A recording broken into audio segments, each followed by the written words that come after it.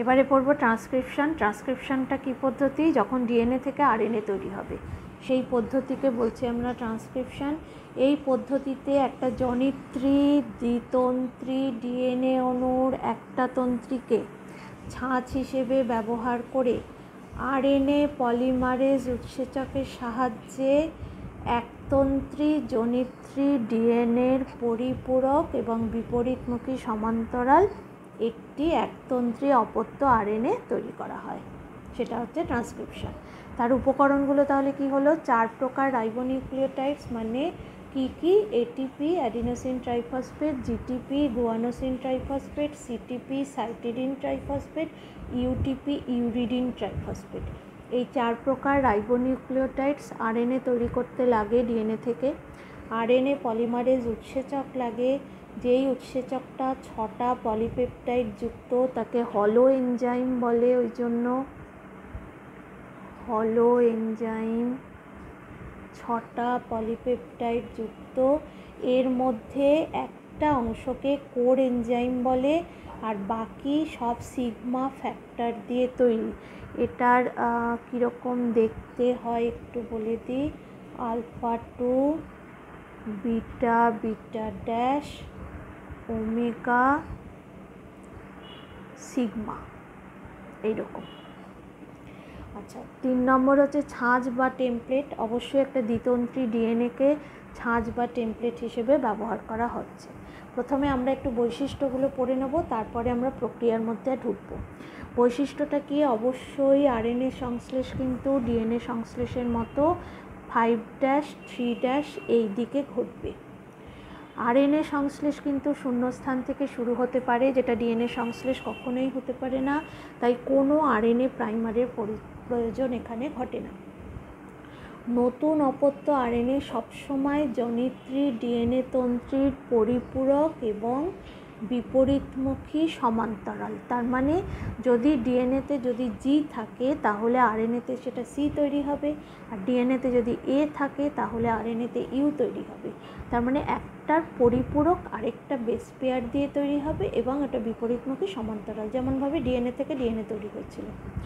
জনিত্রী ডিএনএর যে তন্ত্রীর পরিপূরক এবং বিপরীতমুখী সমান্তরাল হিসেবে অপত্য আরএনএ উৎপন্ন হয় তাকে বলা হয় টেমপ্লেট স্ট্র্যান্ড, আর যে তন্ত্রী থেকে আরএনএ উৎপন্নই হয় না তখন তাকে বলা হয় নন টেমপ্লেট স্ট্র্যান্ড।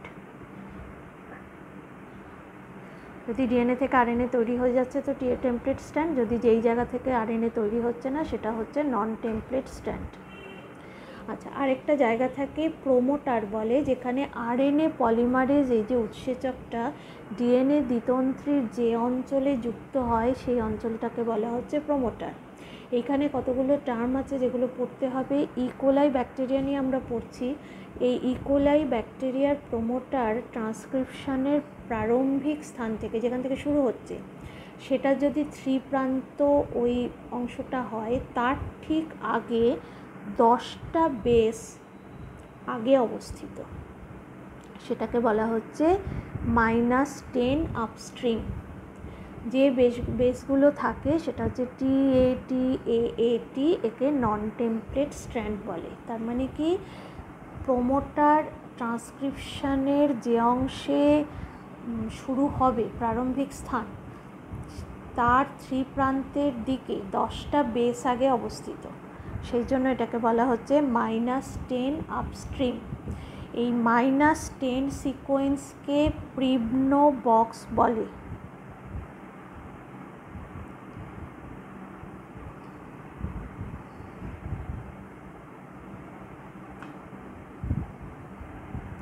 আচ্ছা, তাহলে এই যে নন টেমপ্লেট স্ট্র্যান্ড হচ্ছে টি, আর প্রিবনো বক্স হচ্ছে এই যে -10 সিকোয়েন্স, সেই অংশটাকে বলা হচ্ছে প্রিবনো বক্স। এটা কিন্তু কোশ্চেন আসে। এছাড়া ইকোলাইয়ের আরও একটি প্রোমোটার থাকে যেটাকে বলা হচ্ছে -35 আপস্ট্রিম। এর বেস পেয়ারগুলো হচ্ছে টিটিজিএসিএ, এটাকে নন টেমপ্লেট স্ট্র্যান্ড বলছে।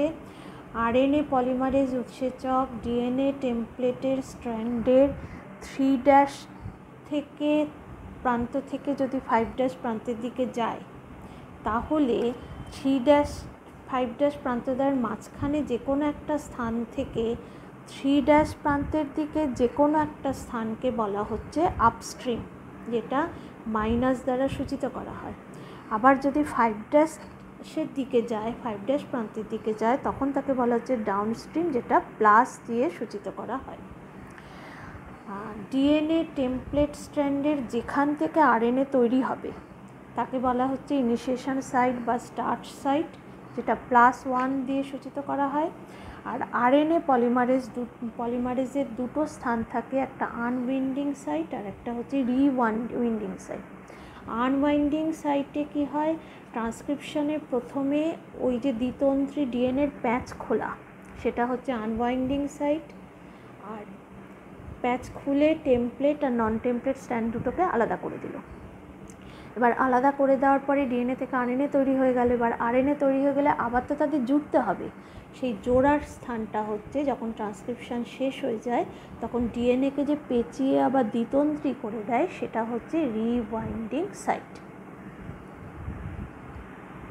আচ্ছা, ট্রান্সক্রিপশন প্রক্রিয়ার এবার পদ্ধতিগুলো হচ্ছে ওই ডিএনএ ট্রান্সলেশনের ওই প্রতিলিপিকরণের মতোই, সেখানেও যেমন ছিল প্রারম্ভিক দশা, সম্প্রসারণ দশা, সমাপ্তি দশা, এখানেও তেমনি প্রারম্ভিক দশা, সম্প্রসারণ দশা এবং সমাপ্তি দশা, এই 3টে দশা দিয়ে ট্রান্সক্রিপশন প্রক্রিয়াটা সম্পন্ন হয়। ডিএনএ তন্ত্রীকে একটা ছাঁচ তৈরি করে আরএনএ তৈরি হয়। আচ্ছা, প্রারম্ভিক দশার প্রথমে যে উপকরণগুলো লাগে সেটা হচ্ছে আরএনএ পলিমারেজ আর সিগমা ফ্যাক্টর। আরএনএ পলিমারেজটা আরেকটু ডিটেলে পড়ে দিই। এটা 6টা পলিপেপটাইড দিয়ে তৈরি।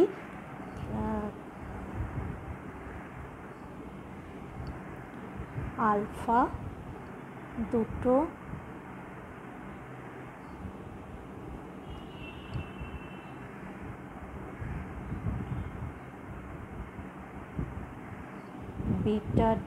বিটা 2,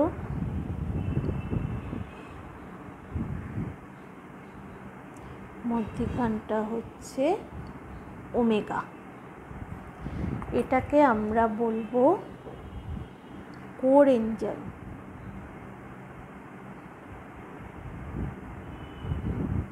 তাহলে এখানে কি রইল, আলফা 2, বিটা ড্যাশ ওমেগা, এটাকে বলবো কোর এনজাইম। এটার সাথে যদি একটা সিগমা ফ্যাক্টর যুক্ত হয় তখন তাকে বলবো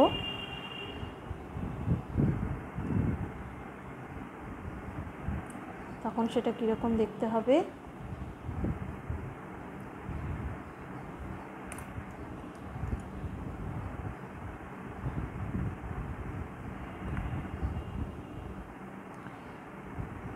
একটা বিটা ড্যাশ, এখানে একটা বিটা, এটা একটা আলফা, এটা একটা আলফা, এটা আলফা, এটা আলফা, এটা বিটা ড্যাশ, এটা বিটা ড্যাশ, এটা ওমেগা, আর এটা হচ্ছে সিগমা। যখন সিগমা ফ্যাক্টর যুক্ত হয়ে যায় তখন তাকে বলা হয় হলো এনজাইম। তোমরা দেখবে এই ট্রান্সক্রিপশন প্রক্রিয়াতে এই সিগমা ফ্যাক্টর, এই যে 6খানা পলিপেপটাইড, এদের একটা গুরুত্ব রয়েছে। প্রারম্ভিক দশার প্রথম যেটা মনে রাখতে হবে সেটা হচ্ছে এই যে ধরো ডিএনএ স্ট্র্যান্ডটা, এই ডিএনএ স্ট্র্যান্ডের মধ্যে থেকে আরএনএ পলিমারেজ খুঁজে বেড়ায় কোথায় আরএনএ তৈরি করবে। তার মানে প্রোমোটার স্থানটাকে সে খুঁজে বেড়ায়। এবার যেইখানে ধরো পেলো, আমি ধরে নিচ্ছি এইখানটা পেলো, এবার যেইখানে পেলো সেইখানটায় ওই আরএনএ পলিমারেজ যুক্ত হলো, আরএনএ পলিমারেজ যুক্ত হলো। এটা ধরো আমি পুরোটা আঁকলাম না, আঁকলে বুঝতে পারবে না, এই ডিএনএ স্ট্র্যান্ডটা পুরোটাই রয়েছে। এবার যেই জায়গাটাতে আরএনএ তৈরি করবে মনে করছে আরএনএ পলিমারেজ, সেই জায়গাটা গিয়ে ডিএনএ স্ট্র্যান্ডের সাথে যুক্ত হলো। যুক্ত হওয়ার ফলে আরএনএ পলিমারেজ আনওয়াইন্ডিং সাইটের মধ্যে ইনিশিয়েশন বা স্টার্ট অঞ্চল, এটাকে +1 অঞ্চল বলছি, যেখানে ইনিশিয়েশন সাইট তৈরি হলো। এই ইনিশিয়েশন সাইট তৈরি করার সময় সিগমা ফ্যাক্টর, যেটা এই যে ছিল সিগমা ফ্যাক্টর, এই সিগমা ফ্যাক্টর এই আরএনএ পলিমারেজকে প্রোমোটারের সঙ্গে যুক্ত হতে সাহায্য করে। তাহলে নাম্বার 1-এর মধ্যে প্রথমে হচ্ছে প্রোমোটার খুঁজে বের করছে আরএনএ পলিমারেজ, তারপর ইনিশিয়েশন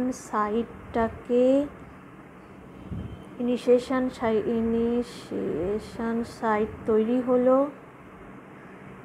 যেখান থেকে আরএনএ তৈরি করা শুরু হবে, আর সিগমা ফ্যাক্টর সাহায্য করছে আরএনএ পলিমারেজকে এইখানে যুক্ত করার জন্য।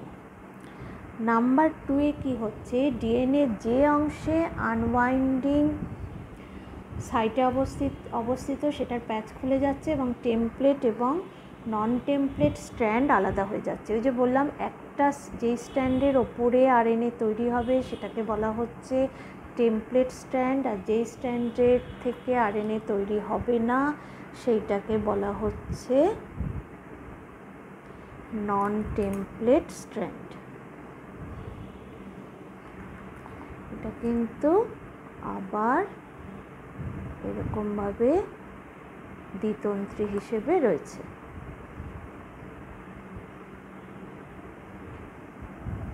ঠিক আছে, আচ্ছা, তাহলে নাম্বার 2-তে হচ্ছে টেমপ্লেট আর নন টেমপ্লেট স্ট্র্যান্ড আলাদা হয়ে গেল। টেমপ্লেট নন টেমপ্লেট স্ট্র্যান্ড আলাদা হয়ে গেল।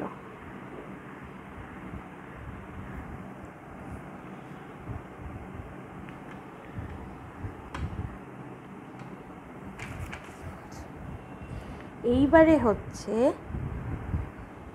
টেমপ্লেট স্ট্র্যান্ডের, আমি এটাকে তাহলে টেমপ্লেট স্ট্র্যান্ড ধরছি, এটাকে আমি নন টেমপ্লেট স্ট্র্যান্ড ধরছি। টেমপ্লেট স্ট্র্যান্ডের ইনিশিয়েশন সাইটের নিউক্লিওটাইডের পরিপূরক একটি রাইবোনিউক্লিওটাইড হাইড্রোজেন বন্ধন দ্বারা ডিএনএ টেমপ্লেট স্ট্র্যান্ডের নিউক্লিওটাইডের সঙ্গে যুক্ত হবে। এরপর বাকি রাইবোনিউক্লিওটাইডগুলো টেমপ্লেট স্ট্র্যান্ডের পরিপূরক এবং বিপরীতমুখী সমান্তরালভাবে পরস্পর যুক্ত হতে হতে 5'3' প্রান্তের দিকে এগোতে থাকবে। 5'3' প্রান্তের দিকে এগোতে হচ্ছে। কয়েকবার চেষ্টা করার পর আরএনএ পলিমারেজ 9 থেকে 12টা নিউক্লিওটাইড যুক্ত একটা আরএনএ তৈরি করতে পারে। এরপর আরএনএ পলিমারেজ কী করে, হলো এনজাইম থেকে এই সিগমা ফ্যাক্টরটা বিচ্ছিন্ন হয়ে যায়। সম্প্রসারণ এবং সমাপ্তি আরএনএ পলিমারেজ কোর এনজাইম দ্বারা তৈরি হয়। যেই মুহূর্তে একটা টেমপ্লেট স্ট্র্যান্ড তৈরি হয়ে গেল, টেমপ্লেট স্ট্র্যান্ড থেকে একটা আরএনএ তৈরি হয়ে গেল 5'3' এন্ডে, সেই সময় আরএনএ পলিমারেজ অনেকবার চেষ্টা করার পরে কিন্তু 9 থেকে 12টা নিউক্লিওটাইড যুক্ত আরএনএ তৈরি করতে পারে। ঠিক সেই সময় ওই হলো এনজাইম থেকে সিগমা ফ্যাক্টর চলে যায়, তাহলে সিগমা ফ্যাক্টর বিচ্ছিন্ন হয়ে যায়। আরএনএ পলিমারেজের মধ্যে সিগমা ফ্যাক্টর ছাড়া আর কী ছিল, 6টা পলিপেপটাইড ছিল। সিগমা ফ্যাক্টর চলে গেলে সে কোর এনজাইমে পরিণত হয়ে গেল। এই কোর এনজাইম সম্প্রসারণ এবং পরবর্তী সমাপ্তি দশায় এই কোর এনজাইম দিয়ে এই কাজটা কমপ্লিট করা হয়। তাহলে এই যে তোমাদের দেখাচ্ছি, এইখানে ধরো একটা আরএনএ তৈরি হলো, এবার ওই পরবর্তী ক্ষেত্রে দেখবে এটা যখন দুটো তন্ত্রী খুলে গেছে, আবার দুটো তন্ত্রী জোড়া হতে হতে এটা আবার চলে যাবে এদিকে, এ আবার চলে যাবে এদিকে, মানে পরপর এরকম আরএনএ তৈরি হতে হতে যাবে। বা যখন আরএনএগুলো তৈরি হচ্ছে বাকি ওই অংশগুলো কিন্তু আবার দ্বিতন্ত্রীর মতো আকার, ডিএনএ দ্বিতন্ত্রীর মতো আকার তৈরি করে ফেলছে। এবারে হচ্ছে দ্বিতীয় পদ্ধতি, সম্প্রসারণ দশা। সম্প্রসারণ দশায় কী হবে, সম্প্রসারণ দশাটায় যখন আরএনএ শৃঙ্খলে বৃদ্ধি হবে সেটা আরএনএ পলিমারেজ কোর এনজাইম দিয়ে ঘটবে, নাম্বার 1। নাম্বার 2 হচ্ছে কোর এনজাইম ডিএনএ শৃঙ্খলের ডাউনস্ট্রিমের দিকে এগোতে থাকবে। তোমাদের বললাম ডাউনস্ট্রিম আপস্ট্রিম, কোর এনজাইম ডাউনস্ট্রিমের দিকে এগোতে থাকবে। টেমপ্লেট স্ট্র্যান্ডের পরিপূরক হিসেবে 5'3' দিকে রাইবোনিউক্লিওটাইড যুক্ত হতে হতে আরএনএ শৃঙ্খল বৃদ্ধি পাবে। যেমন এখানে একটু দেখাই, ধরে নাও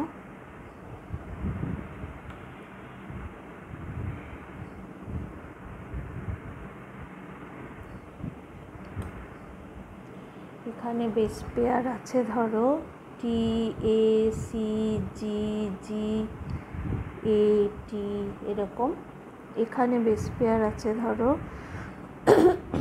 ATCC TAT এরকম।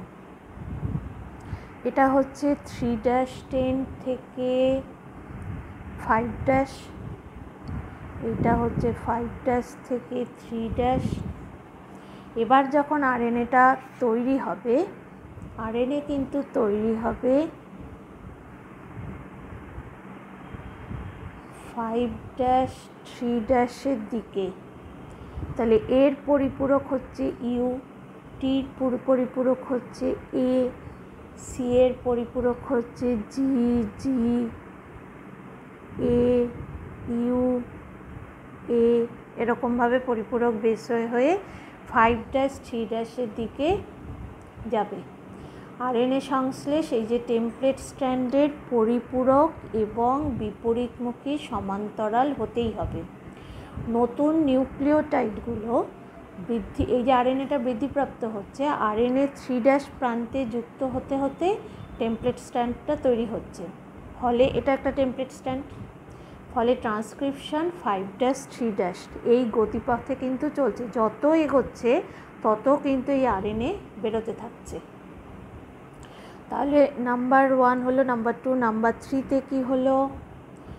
ট্রান্সক্রিপশন বুদবুদের মধ্যে আরএনএ সংশ্লেষ হচ্ছে। 18টা নিউক্লিওটাইড ডিএনএর অংশ প্যাঁচ খোলা থাকে, এর মধ্যে 8টা নিউক্লিওটাইডের সঙ্গে সদ্যজাত আরএনএ হাইড্রোজেন বন্ধনী যুক্ত হয়। 8টা নিউক্লিওটাইডের সঙ্গে প্রায় 18টা মতো খোলা থাকে,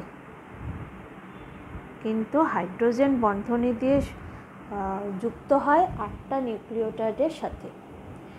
নাম্বার 4 হচ্ছে RNA polymerase core enzyme DNA তন্ত্রী ধরে ডাউনস্ট্রিমের দিকে এগোতে থাকে। ডিএনএর প্যাচ খোলা অংশ রিওয়াইন্ডিং সাইটের সংস্পর্শে আসে, ক্রমশ এগোচ্ছে।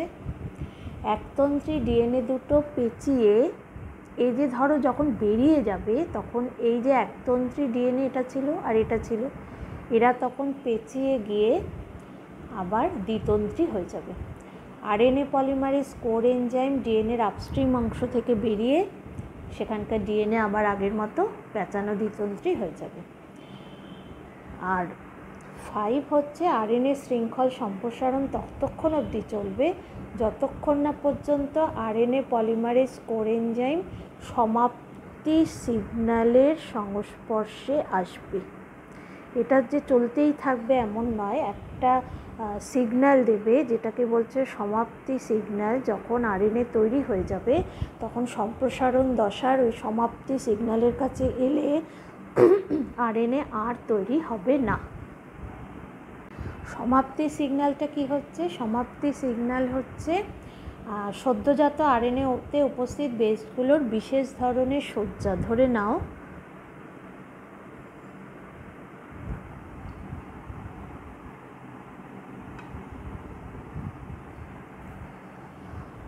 এখানে ধরো C C G C C G G C G G A you.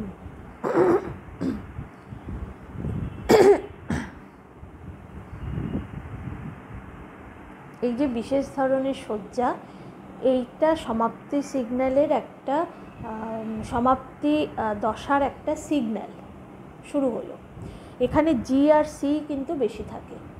একে বিপরীতমুখী পুনরাবৃত্তি বিন্যাস বা ইনভার্টেড রিপিট সিকোয়েন্সও বলা হয়। কিছু দূরে জিসি এমনভাবে সাজানো থাকে প্রথম জিসি বিন্যাস পরের জিসি বিন্যাসের সঙ্গে যাতে হাইড্রোজেন বন্ধনী দ্বারা যুক্ত হতে পারে। প্রথমে জিসি বিন্যাস, তারপরে এটি অংশটা বেশি অংশ এবার আবার জিসি বিন্যাস থাকে, তাহলে পরে জিসি বিন্যাসের পর অনেকগুলো আবার ইউ থাকে। ওই ইউগুলো থাকতে গিয়ে 3' আরএনএতে সমাপ্তি সিগন্যাল তৈরি হয়। এই আরএনএটা তৈরি হওয়ার সঙ্গে সঙ্গে নিজের বিপরীতমুখী পুনরাবৃত্তি বিন্যাস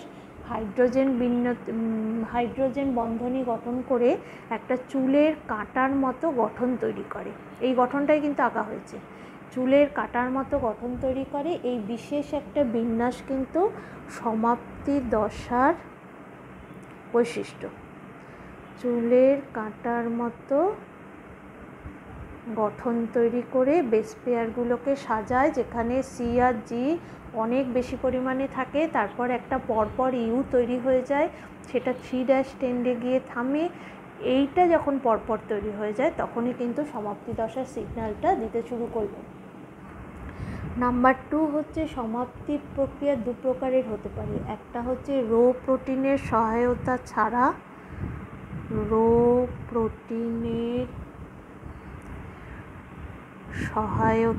ছাড়া, আর একটা হচ্ছে রো প্রোটিন দ্বারা সমাপ্তি।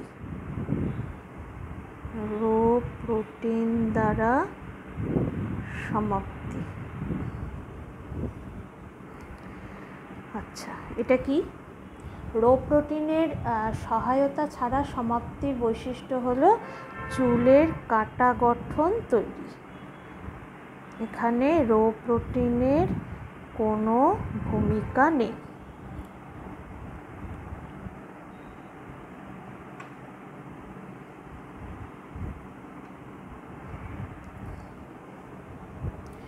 এই চুলের কাটা গঠনের পর এই যে অনেকগুলো ইউ থাকে, এই ইউগুলো ডিএনএ টেমপ্লেট স্ট্র্যান্ডের এর সঙ্গে দুটো করে হাইড্রোজেন বন্ধনী দিয়ে যুক্ত হয়ে যায়।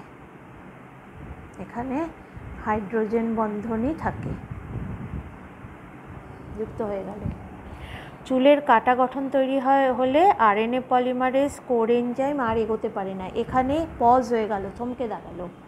এই দাঁড়িয়ে যাওয়ার ফলে এ আর ইউর মাঝখানে অবস্থিত এই হাইড্রোজেন বন্ধনীগুলো আবার খুলে যায়। এরা খুব একটা স্ট্রং বন্ধনী তখন তৈরি করতে পারে না। তখন এই যে সদ্যজাত আরএনএ টেমপ্লেট স্ট্র্যান্ড থেকে খুলে যায়, আরএনএ পলিমারেজ কোর এনজাইম আলাদা হয়ে যায় এবং ট্রান্সক্রিপশন বন্ধ হয়ে গেল। আর রো প্রোটিনের সহায়তা দিয়ে যখন সমাপ্তির ক্ষেত্রে রো প্রোটিন দরকার, তখন আরএনএ শৃঙ্খলের 5' প্রান্তে গিয়ে যুক্ত হয়। এখানেও চুলের কাটার মতো একটা গঠন তৈরি করে, কিন্তু তারপরে একাধিক এই ইউ বেস থাকে না। চুলের কাটা গঠন সৃষ্টি হলে আরএনএ পলিমারেজ কোর এনজাইম থমকে দাঁড়ালো, যেখানে টেমপ্লেট ডিএনএর সঙ্গে আবার সদ্যজাত আরএনএর হাইড্রোজেন বন্ধনী দ্বারা যুক্ত থাকা রো প্রোটিন সেখানে পৌঁছে গেল। এরপর রো প্রোটিন ডিএনএ আরএনএর মাঝখানের হাইড্রোজেন বন্ধনীগুলোকে নষ্ট করে দিল। তাহলে আরএনএ শৃঙ্খল ডিএনএ থেকে আলাদা হয়ে গেল। এখানে ট্রান্সক্রিপশনের সমাপ্তি ঘটল।